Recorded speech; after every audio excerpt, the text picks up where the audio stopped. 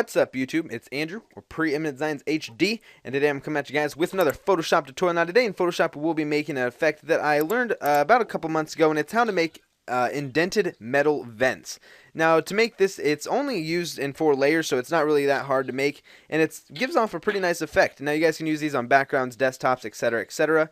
So let's just jump right into the tutorial. So go File, New, and just make a new canvas. I'm just going to make my screen resolution 1366 by 768. And then we're going to want about a dark grayish background color for this. So just lay that down right there. And then make a new layer. And then we're going to come down here to rounded rectangle right here. And then we're going to want our foreground color to be black. So select black. And you're going to want to make a decent sized rectangle, but not too big. About right there would be good. Alright, and then what we're going to do is we're going to right click on shape 1, rasterize layer. And then we're going to come up here to Edit, Transform, and Perspective. Now when you guys have perspective selected, you guys are going to want to either take the left corner or the right corner, and obviously upper. And then you guys are going to want to stretch these out just about there to make a nice little V effect. Alright. And then Control T, and then just rotate it to wherever you guys want. You guys don't even have to rotate it if you guys don't want to. I'm just going to put mine up in the upper left corner. About right there. That looks good. Alright, so now what we're going to do is we're going to make a new layer and put it under the shape 1 layer. Now what we're going to do here is we're going to uncheck the eye right here on shape 1 so we can't see it. And then on this layer what we're going to do is while we're selected on this layer, you guys are going to hold down Control and click on the little picture right to the left of shape 1. Now that will highlight you guys' box or whatever shape you really made. You guys don't even have to use the rounded rectangle. It doesn't really even matter, but I just use it because it just gives off a nice effect. And yeah. Okay guys, so what we're going to do is we're going to select on our brush tool and we're going to make the inner shadow. Now I find 110 pixels the best way to go. You guys can really experiment with it if you guys want to and pick out whatever you guys want. I just find 110 pixels to be the best. And then we're just going to basically color the inside of it to make a nice little shadow effect. And that looks pretty good.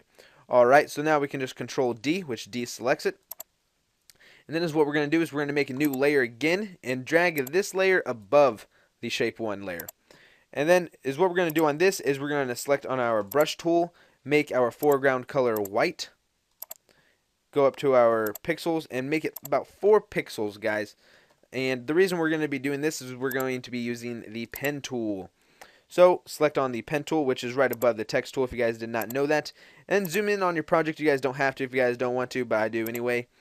And when you guys are selected on the layer that you guys put above the shape 1, then what we're going to do is we're basically just going to outline this shape. So right about there.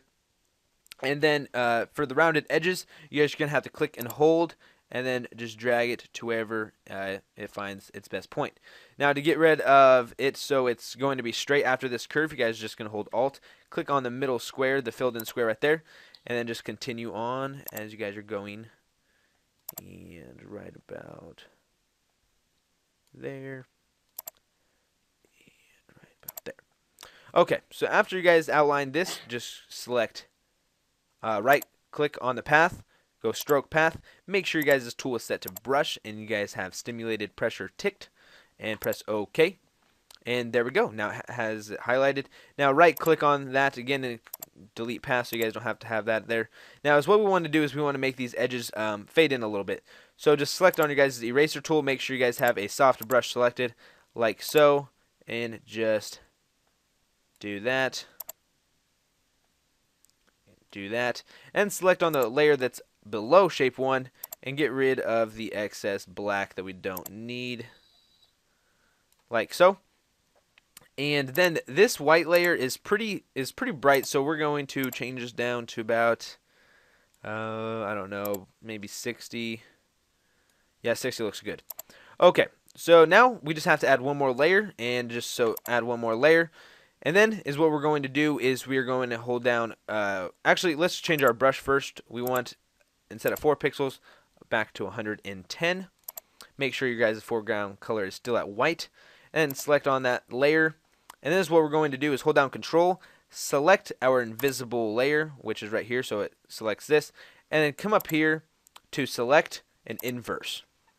And then as you guys see, it's going to highlight everything around it, and then you guys can just color around your project, almost giving it a glowing effect. And then after you guys do that, you guys can just Control D, and that'll deselect it all. And that's what we want to do is we want to change the blend mode to overlay, and the opacity can come down a little bit to about 90. And I'm going to lower down also the opacity on the outline to about 25. That looks good.